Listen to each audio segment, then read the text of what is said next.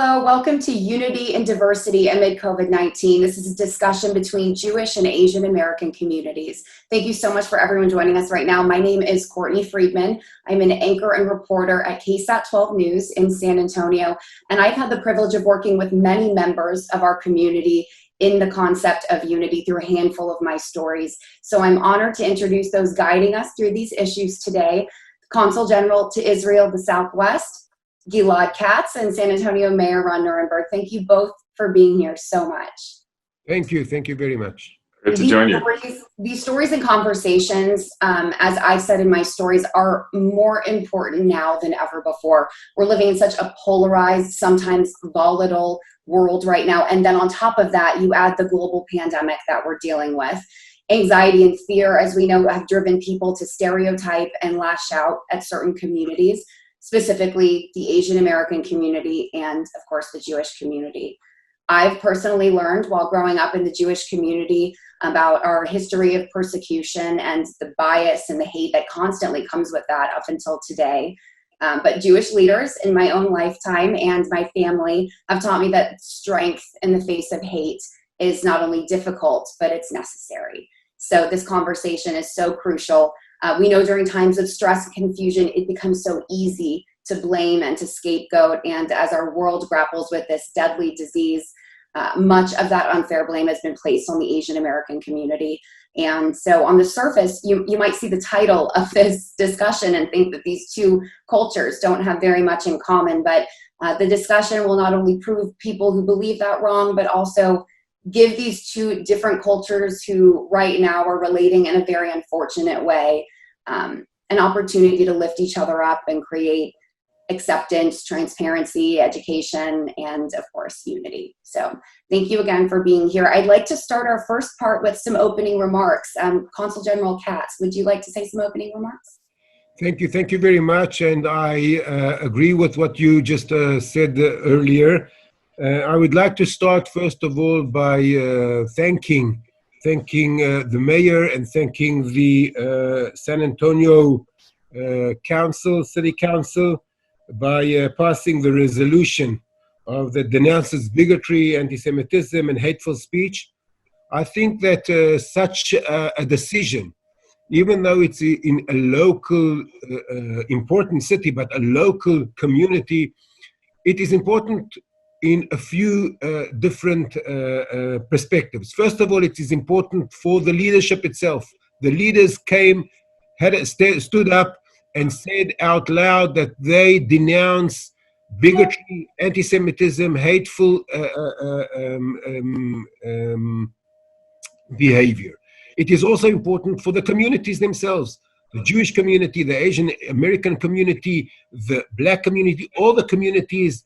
It's important for them, but most important, it is important for the individual, because the individual has to understand that he has the power to make a difference on his life.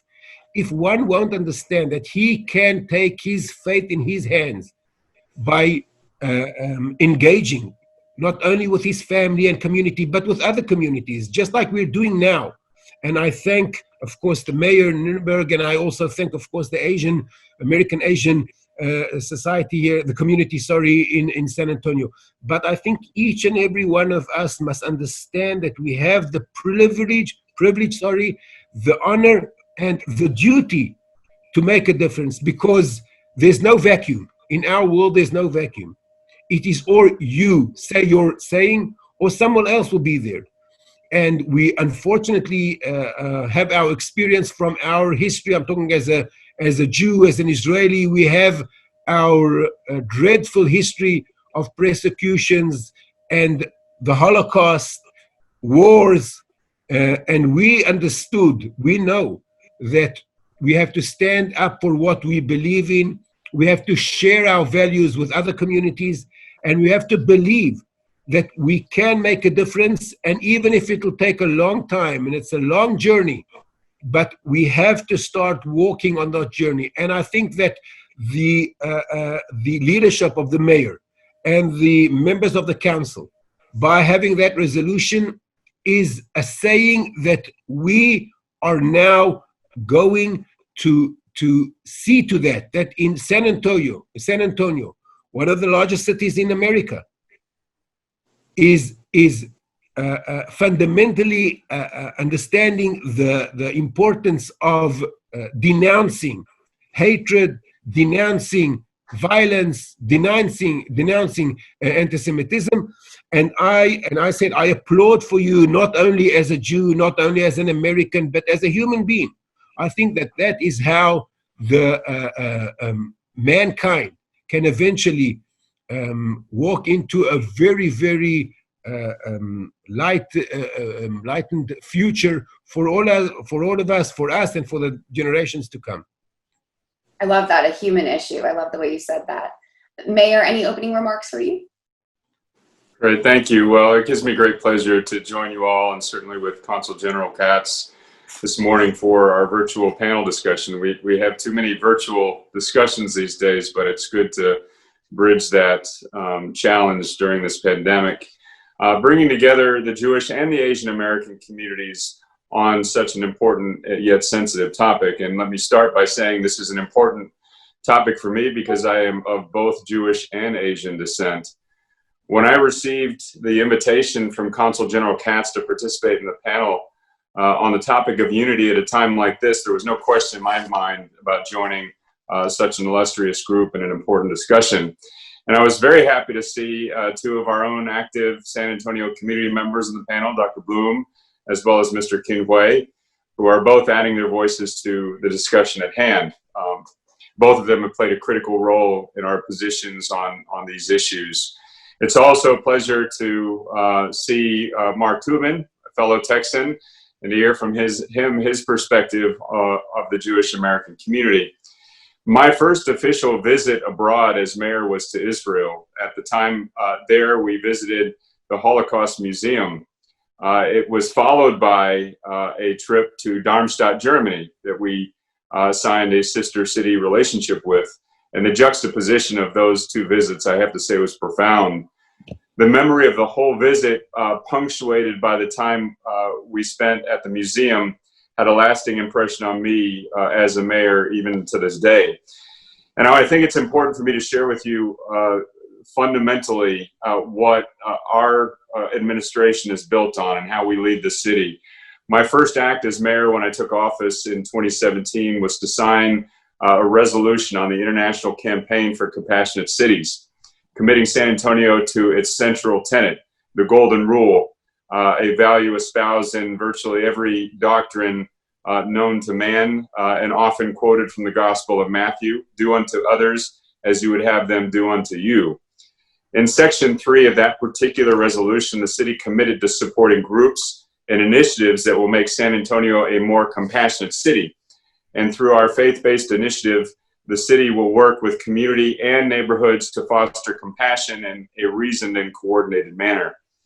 I'm now in my fourth year as mayor of San Antonio since signing that resolution in June of 2017. And our community has been tested in a number of ways, but it does make me proud the way we have faced that adversity head on and with the foundation of compassion as our guide. COVID-19 has been a challenge the world over, not only for our city, but communities and cities across the country and across the globe. But when I learned that some of our residents of Asian descent had faced harassment and were experiencing discrimination, I knew we had to come out publicly and very strongly and make it known that we would not tolerate hatred, discrimination, or bigotry, which is why we went and approved an anti-hatred resolution, which I signed this summer. Some of our residents come from all walks of life. They practice different faiths with different manifestations of cultural heritage in their family backgrounds. The diversity makes our city stronger and richer as a result. And I want to say that personally because I have those backgrounds and mixes in my own family tree. I think it's critically important as leaders of cities or communities that when hatred or intolerance is manifest and that it's made visible, that we stamp it out very quickly. Hatred and intolerance is a rot, and it must be cut out quickly or else it will grow. I think we've seen examples of that even today, and we have a lot of work to do to address it. So I'm very grateful to be here. Thank you very much, Consul General Katz, Courtney, Kin, Dr. Bluhm. Looking forward to the discussion. Yeah, and Mayor, while we're speaking to you, I'd like to ask my first question. One of my questions was, what does it do personally for you to put this resolution into order? But you just explained your personal connection, so I'm glad you already got that out of the way. But also, why is a personal connection as a mayor, as someone in leadership, vital in the fight against hate in a community that many already see as very inclusive? We have a very cultural city as it is. So a lot of people say, it's San Antonio, we don't have those problems. Yeah, and that's good reason. We don't, for the most part, but it's present. There's no community in the world that is immune from this kind of intolerance and hatred from time to time. San Antonio is blessed by being a confluence of cultures in its hundreds of years of history. One of the ways that we've been able to build community is by working together, getting along because of our differences, not in spite of them. Which is why it's that much more important that when hatred and bigotry do make their presence known, that we, again, act very quickly, strongly, and publicly about that, because it can grow. It can grow, and we see leadership now at the national level that has allowed it to grow, and we have a lot of work to undo it in the country. I don't want that to happen in the city of San Antonio. We take it for granted here in San Antonio that we are a compassionate community, which is why I think we have to continue to underscore it.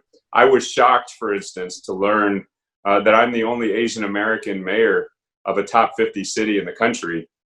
I didn't know that, but I think we have to make strides. We have to underscore our values, particularly when they're threatened, even if it's in a small way. We have to make sure that that does not grow. And I appreciate that leadership. We've done a lot of stories together, so I know that that is important to the core of our community as well. Consul General Katz, we're talking about leadership. You've been the advisor to Prime Minister of Israel, Benjamin Netanyahu. It's an incredible thing to have on your resume, but also the experience that you gain, especially when we're living in this time right now, seeing rising acts of anti-Semitism, rising acts of hate, rising acts of violence. I've reported this over the years here, even in San Antonio. What can we do to stop this type of behavior? And is this type of behavior even preventable? That's a very good question. I think that's the key question, actually, because at the end of the day, we can talk about the situation and we can, I would even say moan about it, but we have to step up and see what can be done. I think there are a few things that can be done. But before doing so, I think what the first thing and the most basic thing is to believe, to really truly believe that things can be changed, that notions can be changed, and that the evil doesn't have to prevail the whole time. That's the belief. After understanding that, what can be done is a few things. First of all, we have to talk about unity, meaning working together with communities, different communities together have to come up together, stand up, understand that it's in the interest of all of them. I think it will be wrong if only just every community will try to protect itself somehow. That won't work. It has to be worked out with all the communities gathering around, understanding that it is in their interest, and working together may help a lot. The second thing that I think can be done, should be done, and it is very, very important for the success, is not to be a bystander. That means to stand up. Sometimes it's very, very difficult. You don't feel right doing it. You think someone else may do it. Maybe another time. There are many, many excuses. But at the end of the day, there is a Jewish saying that one has to be a person when there are no other persons in his neighborhood. Meaning, you have to every single one has to understand that it's up to him. He can make the difference. It's, of course, there's a community and there are other people, but he has to see himself as the key player. And if he stands up and understands that he can make a difference, then each and every one of us together, combined together, can make a difference, all of us together. Well, promoting tolerance and peaceful societies is a value, as you've said, is held between Americans and Israelis alike. I want to pose this question to both you, the Consul General, and Mayor. What are some messages that you would like to share specifically with citizens on how they can come together to create unity, and how those will become lessons, essentially, for the future generation? So as you said, the time spans, this isn't going to this will impact future generations, what we're doing right now. Consul General, you were just talking about this, so why don't you continue with that, and then we'll check in with the Mayor.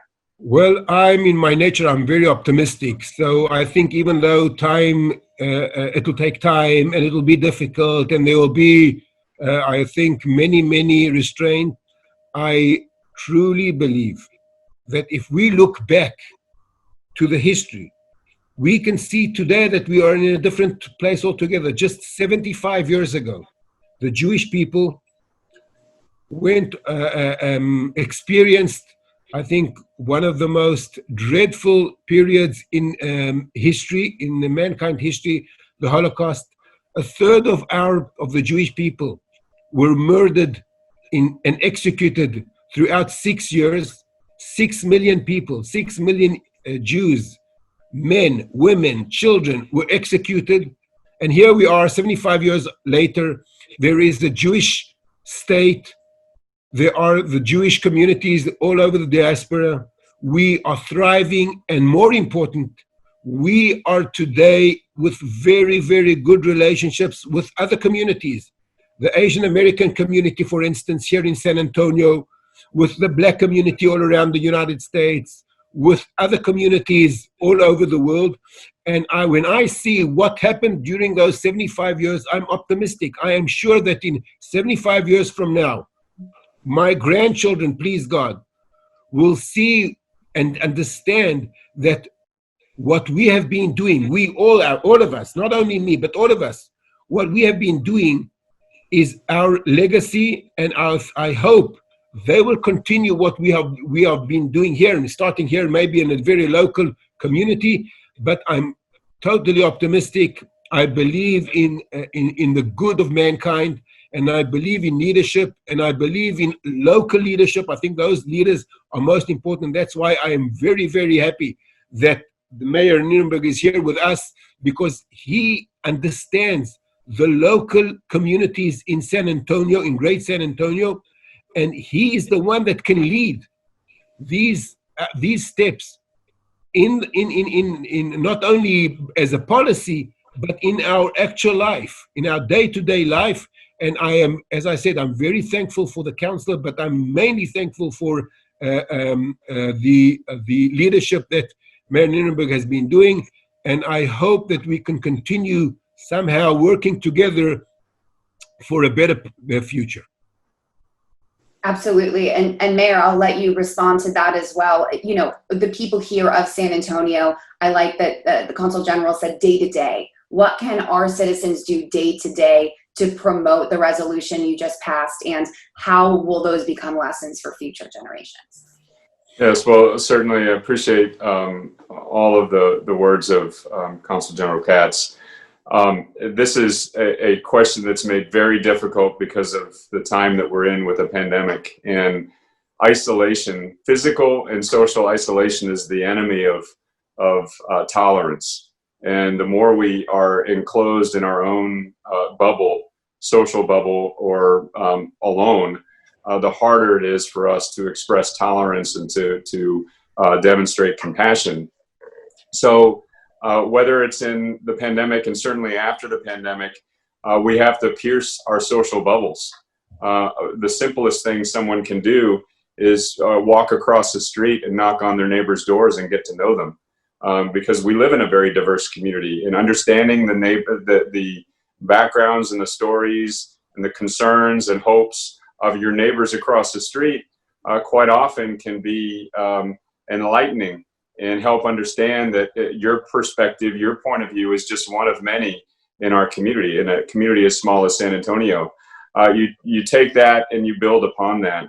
I often encourage travel whenever it's possible. travel across your city or travel across the world, to understand that, we live in a place with a great mosaic of people with different beliefs and different values. We have some universal human values, which is that we treat others the way we want to be treated.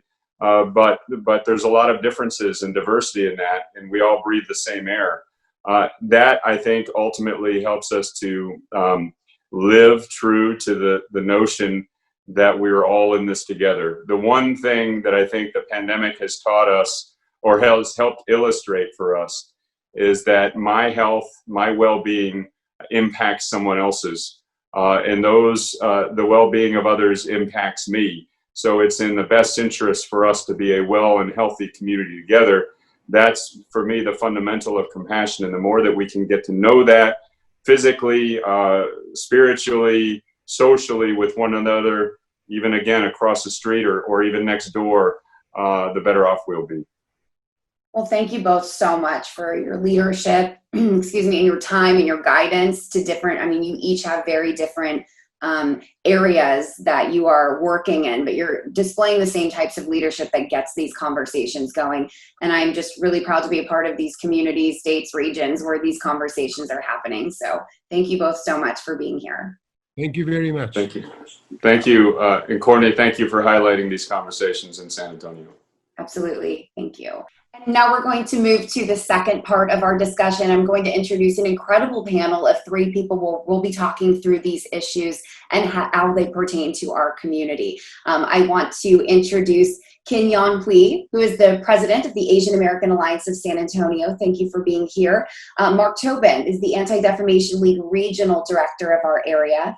And Dr. Maria Danet L, Bluhm, the co-chair of research committee of the Philippine Nurses Association of America. Thank you, all three of you, for being here. Like we said, the diversity of discussion is what's so important, and each of your organizations are crucial. So the first question I would like to pose to Kin and Mark. I can tell you from personal experience, reporting the news during a global pandemic is difficult. It's the most difficult thing, the most challenging thing I've experienced in my career. But that information is new and changing every day, but that doesn't mean the facts become less pertinent. So I know everyone looks to the media right now. There are a lot of issues people have with the media. And I would like to know that during this pandemic, from each of your perspectives, what parts of this reporting do you applaud? And then what topics or subjects do you feel like need more attention or being left out?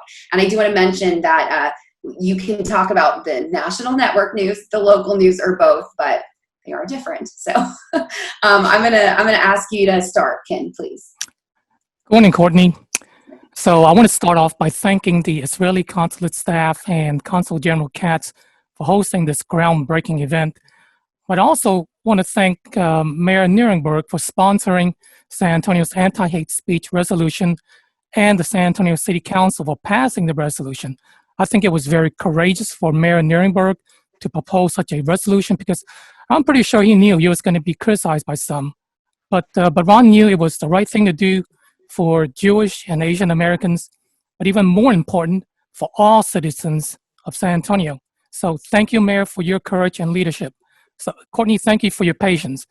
To answer your question of what I feel is lost in all of what was and is lost in all of the reporting of this issue is the human angle, specifically how hate speech and violence towards Asian Americans have adversely impacted our lives. Unfortunately, many Asian Americans are reluctant to speak up since it's not in our culture to bring attention to ourselves. So therefore, it's difficult for people outside of the Asian American community to know of these hate-related occurrences and how they've impacted us. But I see this attitude changing with the popularity of social networking. Now, many Asian Americans, especially the younger generation, feel with social networking, we can freely express our concerns and grievances amongst our own community. So I believe as we become more comfortable with doing this with social networking, they will also become more comfortable with reporting bad things when they happen to us, to those, especially outside of our community, so they'll understand how our lives have been impacted. So there is a website where you can report AAPI hate incidents. The URL is stopaapihate.org. Now, you mentioned, Courtney, that nationally, how is this being reported versus how it's, being reported locally. I believe nationally, we're seeing things on the East Coast and West Coast and not from Texas so much. And I believe that's because there are large populations of Asian Americans. I think of the reporting here in San Antonio, I think we're okay. We're okay because we're doing lots of things in the background with the city and within our own community to resolve these hate issues. So I think we're doing fine.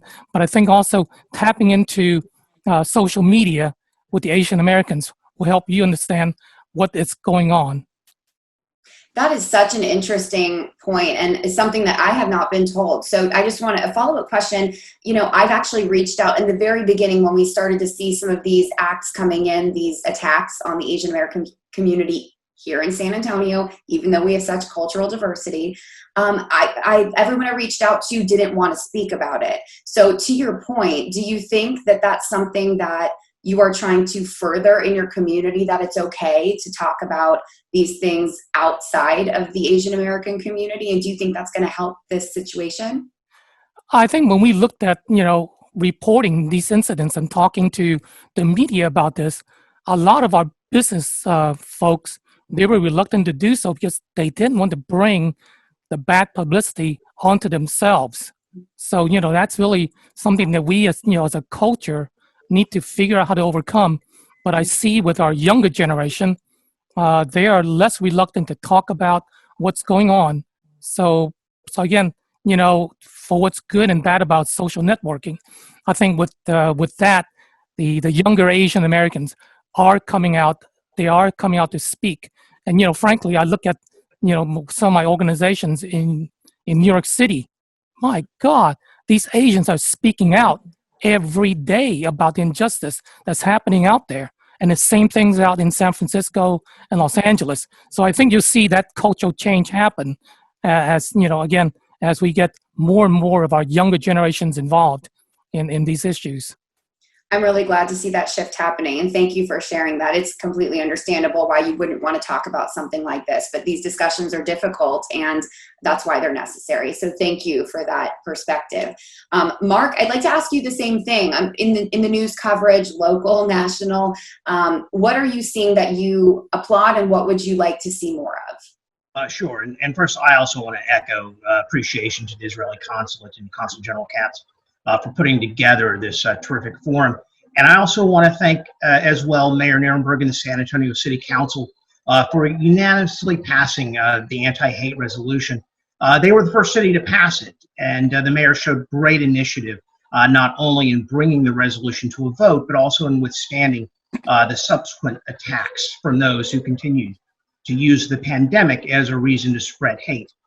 It inspired other jurisdictions in Texas and around the country to also pass anti-COVID hate resolutions. ADL decided to promote passage of anti-hate resolutions starting in San Antonio because there was a clear need for public officials to state clearly and publicly that contrary to the statements of some public officials, that the pandemic will not be used to promote hate against Asians, Jews, Muslims, immigrants, and other people, and that the focus should be on healing and keeping people safe.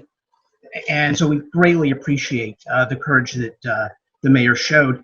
And this was soon after there was actually a really potentially deadly attack in Midland, where a family was attacked. The person thought they were Chinese in I think it was a Sam's Club, and those people were still healing from this knife attack. And one of the things that you talk about with the media, as you know, sometimes it takes an attack like that in order to get the attention to these issues. The more subtle kinds of discrimination aren't really covered. And one of the things that I think is particularly lost is sort of the pervasiveness of the discrimination and hate and animosity directed towards the Asian community. As Ken pointed out, There have been a number of incidents that have been reported. We also have a ADL report incident database, and there have been thousands of incidents reported across the country. But this number doesn't even come close to the actual number of incidents that Asian Americans are encountering. These may range from loss of revenue from people who are not frequenting Asian-owned businesses, to hateful comments, to cyber hate, to creating uncomfortable environments, to physical assaults. Also, the consequential damage caused by conspiracy theories really isn't being covered as well as it needs to be, because these theories that lay the blame for COVID-19 on Jews and Asians and immigrants, they spread these hateful ideas, and more often than not, these theories are emanating from extremist groups who are looking to score points, who are looking to recruit members. But these theories ultimately bubble up into the more mainstream conversation, and not only do they contribute to the aforementioned acts of hate, but also to the public confusion and misunderstanding of the disease. How important is it and how difficult is it for community members who are being persecuted, whether it's small or large, to actually gain the courage to report that or talk to a reporter? A lot of times you have to hear from those people, but I can imagine you wouldn't want to in a situation like this. I mean, it's kind of a conundrum that these people are in, where they feel attacked, but it's hard to stand up for yourself. What are you seeing in other communities that's working, that might work in our community? Well, that was probably one of the key reasons why we decided to pursue the resolution initiative. We felt that if people knew that their leaders in their own jurisdictions were standing up front and calling out these acts of hate and expressing support, that people would feel more comfortable in doing exactly what you just said. And so we thought that was a critical first step. We actually, in Houston, we formed what we call the Working Group on Coronavirus Hate. I think it was in April or May. It was members of ADL here in Houston, as well as community leaders in the Asian community in the greater Houston area. And so in conversation with this group, that's where we came up with the idea to pursue this resolution as a way of letting the communities know that essentially leadership had their back, because there were contrary messages being spread by some politicians around the country. And there was the thought that that was keeping certain people from speaking out. Well, that being said, if people aren't comfortable going public, you never want to make somebody and push somebody outside of their comfort zone. But you do want to create an environment to where they do feel comfortable doing so if they're willing. That's a great point. So, I mean, we're taking steps in the right direction, especially with leadership. Right. Thank you so much. The next question is for Dr. Bluhm. Dr. Bluhm, you have so much insight into this crisis from different directions. You're a first responder on the front lines of this pandemic, and your organization represents Asian American healthcare professionals. So what trends have you seen in your work, in your personal life, and how has that impacted your organization? Thank you, Courtney.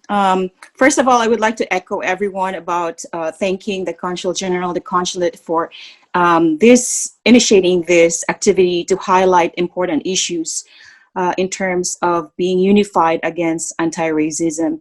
I also would like to thank the mayor for the passing the anti-hate speech resolution, and really congratulating him and the leadership of San Antonio for really managing well the COVID-19 pandemic. I think we were streets ahead of every other city that I read of in terms of managing this. So that's true. I am the board member of the Philippine Nurses Association of San Antonio and a chapter of the Philippine Nurses Association of America, and serves as co-chair. I also in the Texas Nurses Association and all other organizations. And one of the things that really came out in early COVID, and once this was declared as a pandemic, was the NAA formed a task force which looked at not only here in San Antonio, but all the other more than 45 states where PNAA chapters are located. And a lot of those issues early on were related to the limited PPEs, personal protective devices.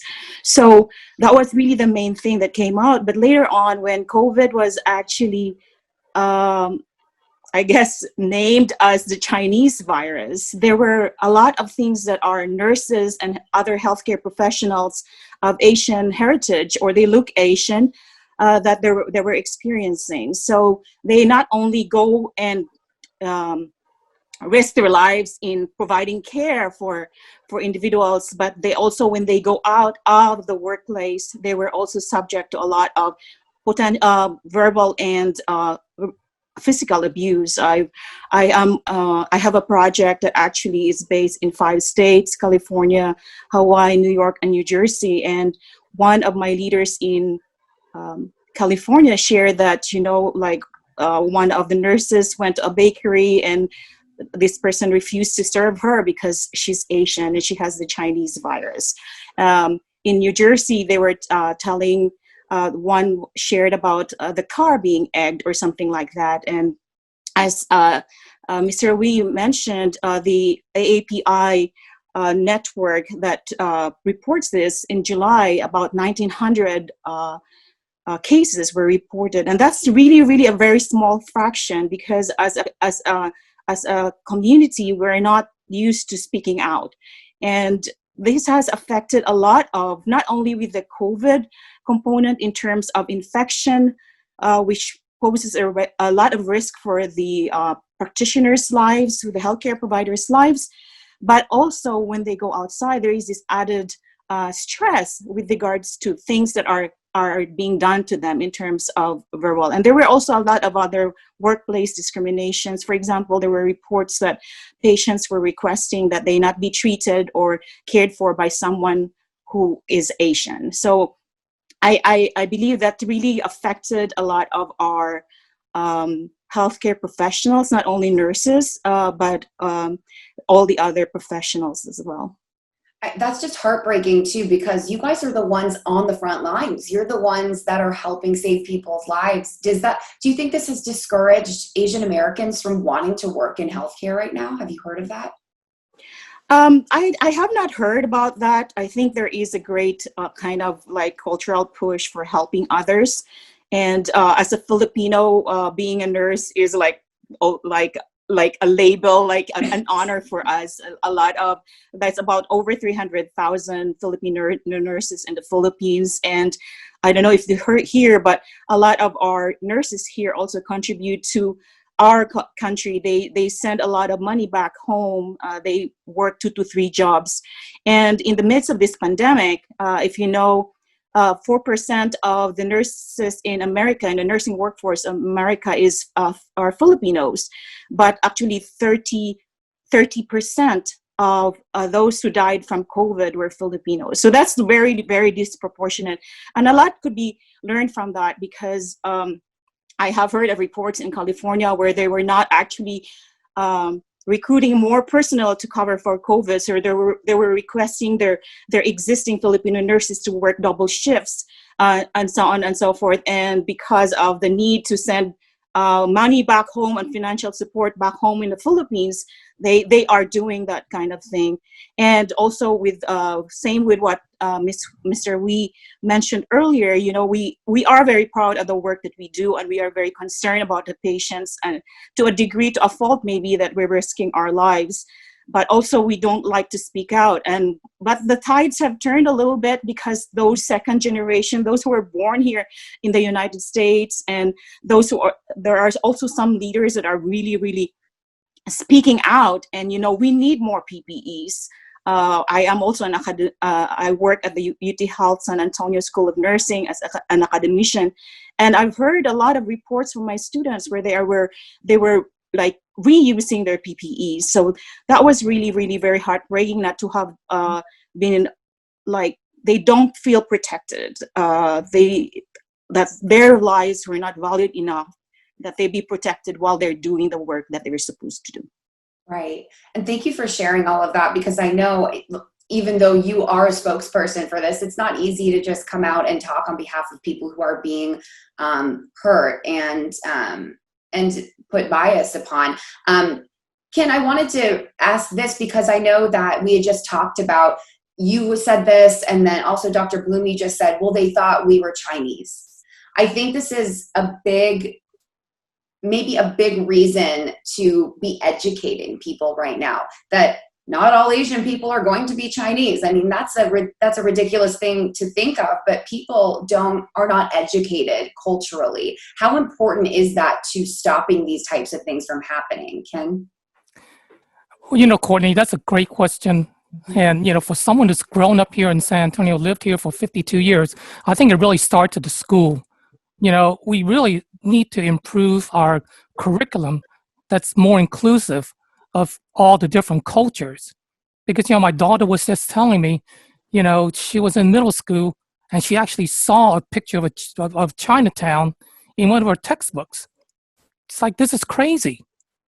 So I think we need to improve the education of our students, and that's where it needs to start. And then, as the mayor mentioned also, we need to interact with our neighbors. Expand your horizon. Travel if you can. If you can't, get on the internet and see how different people live, right? Because again, understanding the different cultures will lead to a better acceptance and tolerance of other people and other cultures. That is a great thing to mention too, to get out in your neighborhood. San Antonio, I mean, we've done stories on this for a lot of our series with diversity. San Antonio historically is culturally segregated from way back when. Do you feel like that's still an issue? Like, your neighbors look a lot like you, our neighbors look a lot like us. Do you think that's a problem? Actually, I did. When you talked about that, I was thinking about my neighbors. So across the street, I have a lady from Taiwan. On my other side of the street, I have two black families, Hispanic family, and to my left, I have a white family. And then across the street on the other side, I have a Hispanic family. So in my neighborhood, we are very culturally diverse. Now, growing up in San Antonio in the early 70s, you kind of knew where different neighborhoods were. But, nowadays, especially, in the suburbs, I think we're very, very culturally diverse, and we're mingling quite well. You go to HEB. I mean, for the longest time, when I was growing up here, I could not find any Asian products at HEB. But now I go in, my gosh, there's a section of Asian goods. Maybe not the best, but again, there is a section. And I can actually go to HEB and Walmart and find Asian vegetables. So again, we're not all there yet, but we're getting there. And, with the 2020 census, I think we're going to find that our numbers have grown significantly since the census was taken in 2010. That's a really interesting point. Mark, why don't you add on to that? I mean, just the smallest things are available to us. Having conversations with neighbors that, yeah, you might live in a diverse neighborhood, but that doesn't mean you're actually taking the effort to converse with people and ask questions about their culture. Have you found with the Anti-Defamation League that those simple things make a big difference, or are there bigger steps that we can be taking daily? Yeah, no, absolutely. There are small steps, and there are large steps, and there are, interim steps. I think it was, I can't remember who said it earlier today. This is change doesn't happen overnight, and it happens gradually, and it happens because there are small conversations between neighbors, but it also, happens because leaders take giant steps as well, and it has to happen all at the same time in order for there to be progress. And so, yeah, we encourage that. We convene, people from different walks of life as often as possible to have conversations. It's critically important, but it can't just happen in some sort of formal kind of dialogue or group effort. It needs to be sustainable outside of that, because that's where change really happens, not just in some sort of formal atmosphere. And so we hope to, sometimes it needs to be jump started, but we hope that it continues beyond that. And by the way, I just want to add that I know that a mayor said that I was a native of Texan, but I'm also a native of San Antonio. So I too grew up in San Antonio. So I just wanted to mention that. Yeah, which is great to know, because we have people from so many parts of this community, and that makes me excited because I'm a transplant too. So, I mean, I've lived in cities all over the world, and this is one of the ones that has made me want to be so proud of the diversity and the way that we're taking steps to, you know, kind of integrate all of our cultures. But like you said, it doesn't just happen overnight. You actually have to make that effort. A lot of people in big cities are taking pledges. Pledging for practices for promoting solidarity and awareness. What types of things are you seeing in that setting that we could do better in our community, in San Antonio, maybe in Texas? What can organizations or people pledge to do better? You know, there's a couple things really. You know, the first is to not accept hate in any form, and you know, whether that is some form of inappropriate joke, or whether it is discrimination against a colleague, or something worse, because while sometimes people consider some sort of either ethnic or religious joke some sort of innocuous, it has it always bubbles up, it always goes higher, what we call the pyramid of hate, and it's not about what people think hurts other people. It is what is hurting people that matters, and people really need to if you want to have, say, people take a pledge, it is to take a pledge to be empathetic in terms of what actions are hurting other people, and not what you think is or isn't hurting people. And I think that is really, if people think of it that way, and not just, well, they shouldn't be upset by this, but think about it as, if somebody says that they are hurt by something, to stop doing it, that can go a long way to lowering the level of hate, and not allowing the people who are really fomenting hate, the extremists, to establish a basis for their activity. Yeah, it seems like a small thing, but it makes a huge difference when you Absolutely. see people intentionally trying to spread hate. So yeah, I really love that. It's something you wouldn't really think of. Dr. Bluhm, in your multiple organizations that you are involved with, you must be a very busy woman. What kind of pledges are you willing to make on behalf of yourself and throughout your organizations to further this type of discussion in your communities? So I see a really positive movements within the organizations where, for example, the PNA at the national level, we're collaborating with other organizations, minority organizations, and like the American Nurses Association as well, so that we could actually work together to address issues like this, systemic racism. At our local level, the San Antonio Nursing Consortium was created with participants from diverse backgrounds, organizations from diverse backgrounds. And we just had a meeting yesterday where we're going to honor nurses, heroes of COVID, as part, and making it as more diverse and more inclusive as possible. I think that's a way to go. But I do, from a mental health perspective, I think we really need to start with education of the person. Like, we have to instill the self-love and the respect for oneself, so that we have the courage to actually, what Mr. Toubin has mentioned, like, stand up. If that hurts you, you can say that it hurt you. Because if the other person does not know that it hurts you, then that person wouldn't have any clue of what effect it has of you. And I think, like it was mentioned earlier as well, like making the stand, not be a bystander.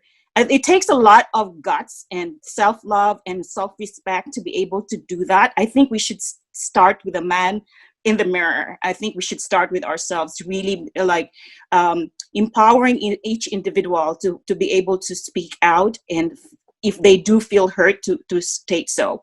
And I really like what Mr. Toubin mentioned, that if you it's not about your perspective, it's the other person's perspective, and to be able to, I think those skills are something that needed to be taught.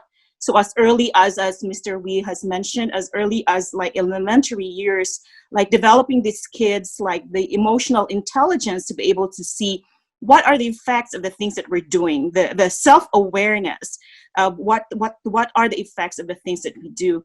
The second thing that I think is very, very useful from my travels all over the world is the fact that you can't be, just because you experience something from one person, you can't label that person as, all the whole ethnicity or the whole country that person came from as what they would do. I think different folks, different strokes. So I think you have to view it as that person doing it to you, rather than, all Filipinos are like that or something, And the other perspective is like really education, just science. Viruses do not have nationalities. Like, hello, it's like they're all over the place. They don't have passports or identification. Like, it's a virus. There's no nationality associated with it. What incredible points. I especially like, that hasn't been talked about in this type of perspective, is starting with self-awareness and self-love. I just absolutely love that point. It's very powerful. And Ken, what kind of pledges are you, while you're listening to these types of pledges, can you relate to any of those? Do you have any personally, or that you soon want to get off of this call and share with your organization for the future? Well, I think knowing and understanding the different cultures and appreciate the differences. We're not going to have everybody embrace everybody else, but it's really just appreciating the difference. And I'll tell you, with the Asian American Alliance of San Antonio, we have 23 Asian organizations under our umbrella. And it's the different cultures from Asia. We have Pakistanis, we have Asians, Indians, we have Filipinos, we have Vietnamese, Chinese, mainland Chinese, Taiwanese Chinese, Hong Kong Chinese. So again, there's a difference, a melting pot of the different cultures, and yet we're able to work together and appreciate. I'll tell you, it wasn't until last year that, I'm a Chinese guy, that I stepped foot into a mosque. And what a beautiful ceremony it was. But again, without knowing my friends who are Muslims, I would not have been able to do that. So again, it's really about embracing the different cultures that exist here in San Antonio and stepping outside of our comfort zone. And we have a lot of those here in San Antonio, different cultures. You're right. The opportunities to do that are endless. And I'm just inspired by all three of you. Thank you for the work that you're doing and for the powerful points that you brought up today. I've learned a lot, and I work in journalism, so I'm speaking to different people every single day. And this is just a really incredible discussion that I'm honored to be a part of. Thank you for the Consulate for asking me to moderate this. This is wonderful. And I can't wait for this to be shared with people. But you guys are really all making contributions to our society. So thank you. And to those who are joining, to those who have listened in and have learned things as well, thank you for taking the time and energy to learn more about this and how we can better our community. Have a great day, everyone. Have a great weekend, and please be safe. Thank you, Courtney. Thank you. Thank you.